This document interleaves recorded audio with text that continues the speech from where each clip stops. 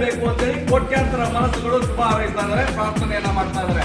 ಯೋಗ ನಗರಿ ಮೈಸೂರಿನಲ್ಲಿ ವಿಶೇಷವಾಗಿ GSS ಯೋಗ ಸಂಸ್ಥೆಯಿಂದ ವಿಶೇಷವಾದಂತಹ ನೃತ್ಯದ ಮುಖಾಂತರವಾಗಿ ಟೀಮ್ ಮಾಡೋದಕ್ಕೆ ಶುಭವನ್ನ ಕೋರ್ತಾ ಇದ್ದಾರೆ. ನೀವು ನೋಡ್ತಾ ಇರ್ಬೋದು GSS ಯೋಗ ಕೇಂದ್ರ